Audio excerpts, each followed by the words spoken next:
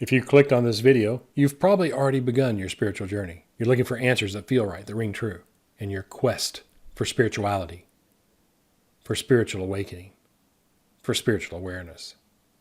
Today I'm going to share with you how spiritualism may provide the path for your spiritual journey this lifetime.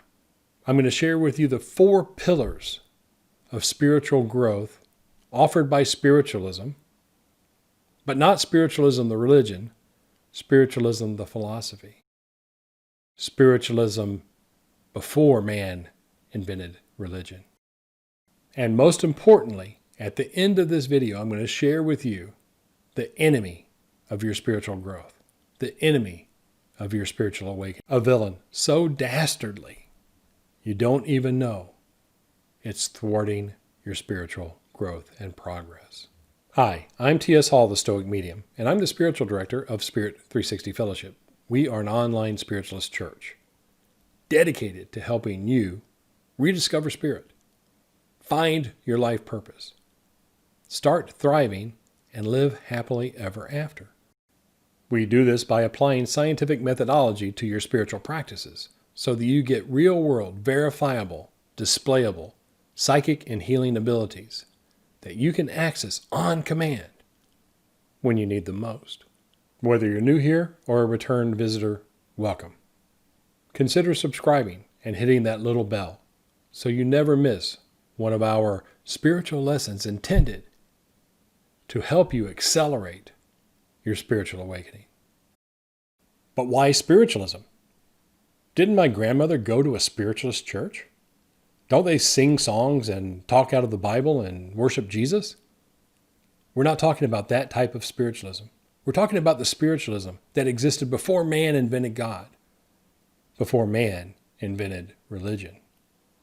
You see, a long, long time ago, back before we were so busy, when we were hunters and gatherers, we began to develop the ability to have abstract thought. We created symbolic language. And at that time, when we became self-aware, an interesting phenomenon occurred.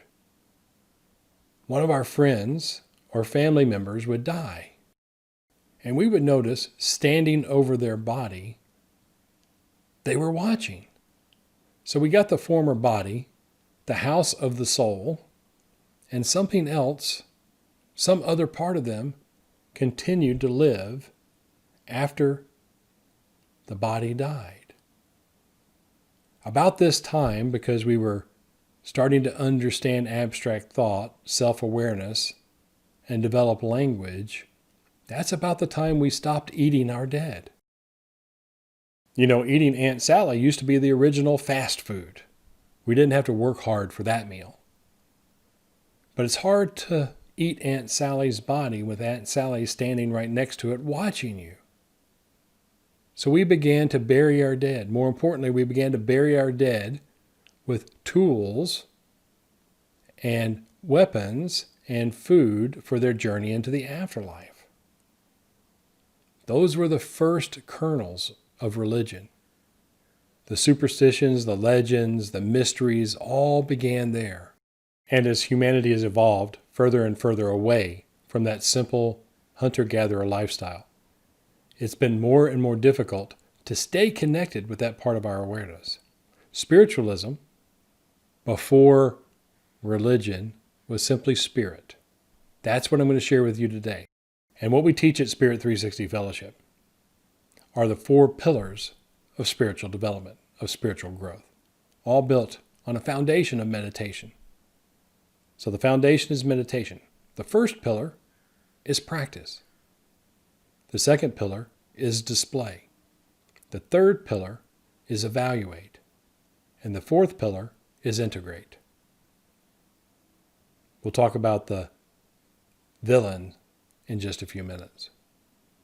These 4 pillars, built on a foundation of meditation, allow you to avoid having the villain, delusion, from distracting you from your life. Because you learn to see things as they truly are, not as you merely think they are. The context for this type of spiritualism, this direct rediscovery of your spirit, and by that I mean your spirit self, the spirit within you, your spirit guides and teachers through mediumship, and your spirit for living, your ability to thrive, is based on the context that you are both teacher and student. And as the teacher learns and imparts their wisdom onto the student implements into the life. But you are one and the same. This creates a new context for when the student's ready, the teacher appears. For indeed, the teacher is you. So when you're ready to meet you, you're ready for a spiritual journey. The foundation of any spiritual development, any spiritual abilities, any spiritual answers is meditation. We practice stillness meditation. And on this foundation, you're able to see things as they truly are, not as you think they are. You see, delusion, our perception of the world, our beliefs, our worldview, our mindset, our attitude, are all within our own brain's ability to survive. We're all born with an instinct to survive. Spirituality, spiritualism, and spiritual growth and spiritual awakening is allowing yourself to experience your intuition, information directly from the spirit you, your intuitive knowing, your ESP, but done so on command when you need it most. If you're like most old souls, empaths, and highly sensitive people who find their way here, you've had random access to your intuition. You've had profound insights and understandings that weren't possible to understand any other way than to credit it to some form of extrasensory perception, ESP, intuitive knowing. And you know that. That's why you're here. That's why you're curious about this spiritual journey and finding spiritual answers and spiritual awakening. But your access to those intuitive knowings has been haphazard at best. A master learns to access their intuition, their spirit self, their ESP, their spirit guides and teachers on command when they need them most. All of that is built on the foundation of meditation, along with healthy relationships, the perfect vocation, your best job, always knowing your next step, and never being surprised if you're willing to live with that little drama in your life.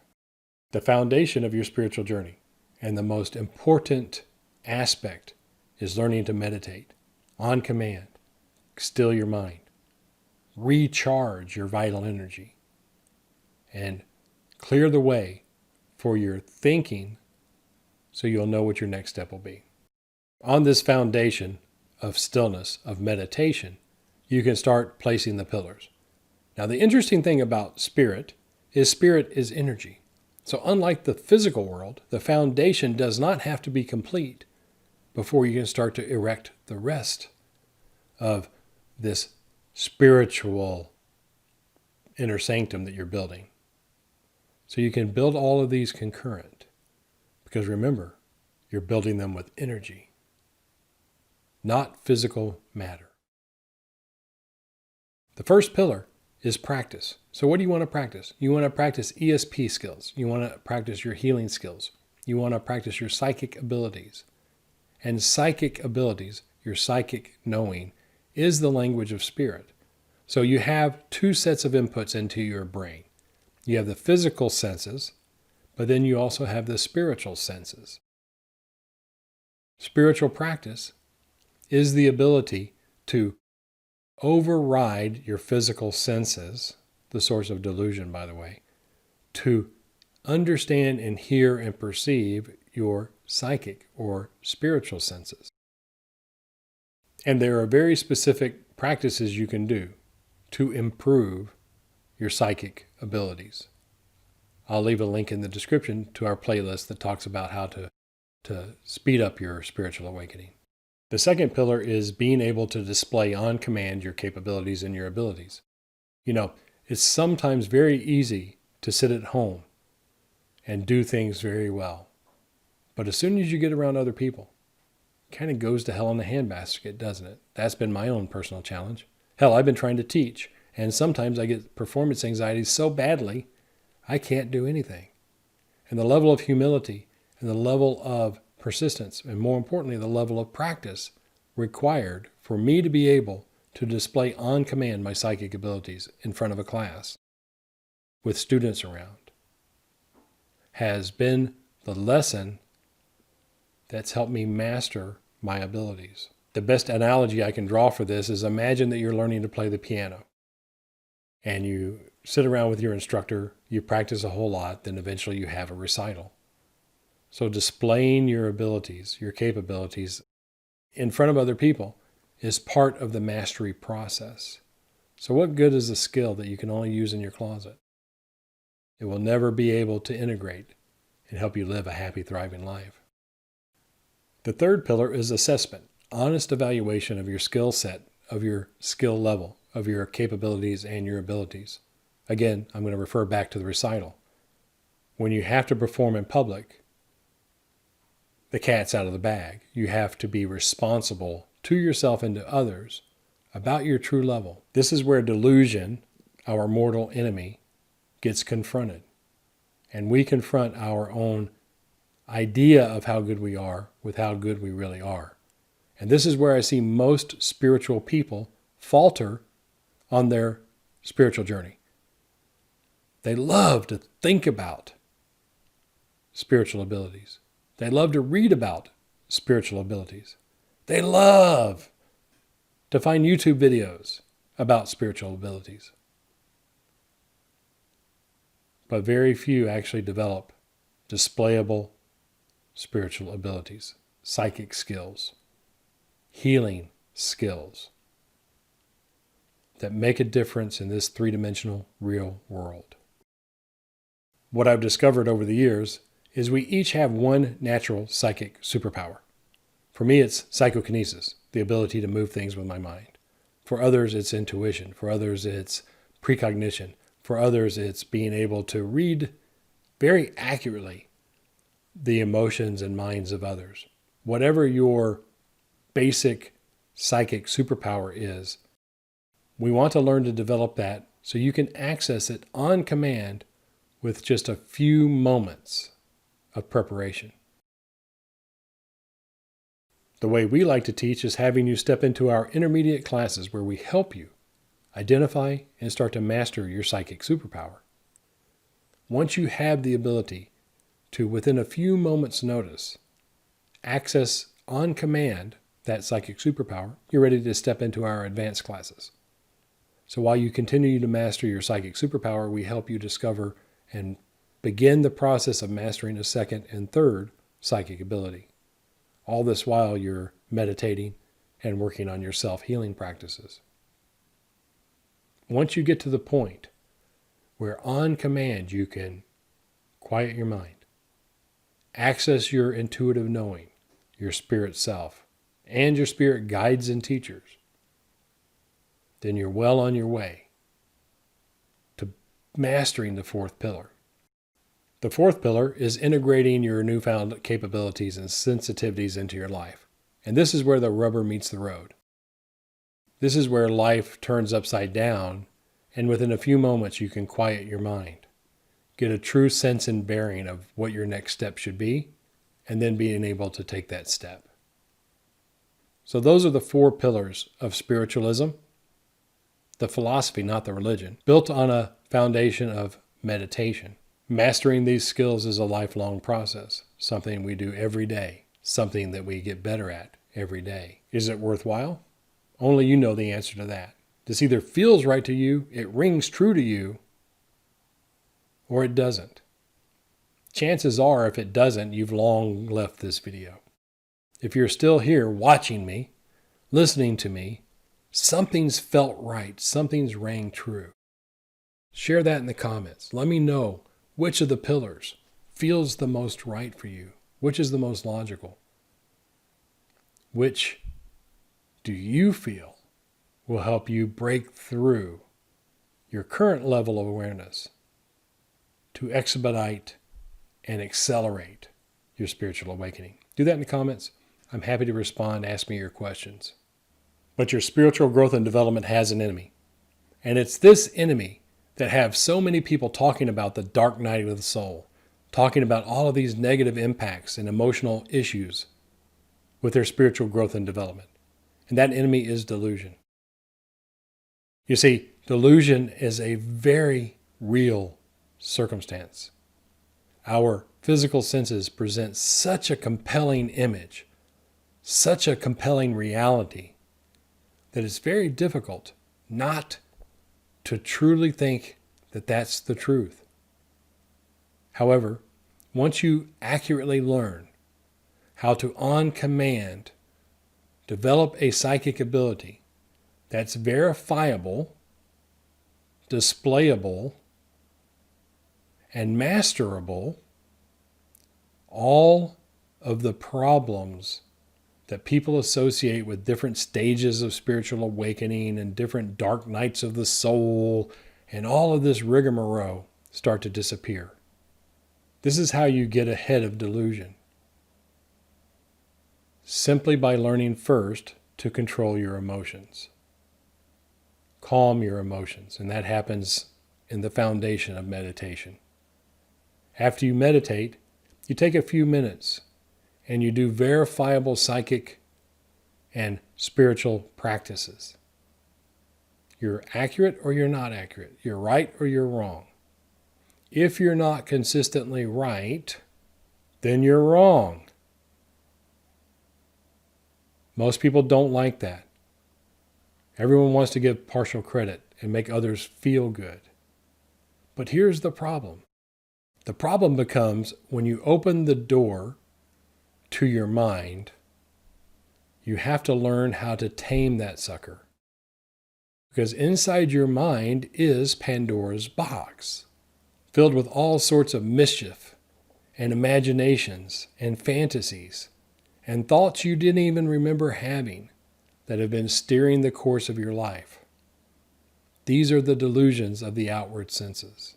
This simple process that I've outlined for you today, meditation. And on the foundation of meditation, you start to practice your skills. You learn to display your skills. You learn to honestly assess and evaluate your skills. Then you start to integrate it into your life. Allow you to nip delusion in the bud. It's a direct way for you to test your abilities, your capabilities, your skills, to directly access on command your psychic and spiritual and healing abilities. More importantly, you will know, and you will know that you know exactly where every thought, every intuition, or every spirit communication comes from. Because it's a level of rigor and responsibility. It's a level of mastery that few understand. So the moment you stop thinking about being spiritual and start doing spiritual things, your world starts to change. With the proper practice and training and development, it is not impossible for you to develop the same level of psychic and healing abilities as our friend Jesus. If you recall, he said, if you have the faith of a mustard seed, you can move mountains.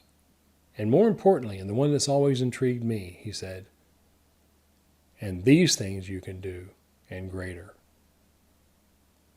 The path I've laid out, the outline I've shared with you, allows you to start to harvest the power of your mind so you can indeed rediscover your spirit, find your purpose, start to thrive in life, and create a life that you can live happily ever after. So now it's your turn. If you're still here, if you're still watching this, let me know in the comments below what you think. Are you inspired? Are you excited? Do you think this is all bullshit? Let me know. It's important for me to understand if I'm communicating clearly across a video camera what I've been teaching for 30 years, face to face and in person. If you like the work we're doing at Spirit360 Fellowship, follow the link below. Get your invitation to attend one of our online interactive spiritualist church services where we practice meditation. We do some healing. And more importantly, I get to share with you messages from our spirit guides and teachers for your highest and best good. Everyone in attendance gets a message. If you found this video useful, informative, give us a thumbs up. If not, give us a thumbs down. That's important for us to know too. Remember, honest evaluation. Again, if you're new here, if you think this has got some answers for you, subscribe to our channel. You can click my picture or this red subscribe button below. If you hit the little bell, I'm told that you will get notified every time we publish one of our spiritual lessons, typically on Sundays, Tuesdays, and Thursdays. And below my picture, you'll find what I recommend you watch next. Until we connect again, my highest blessings.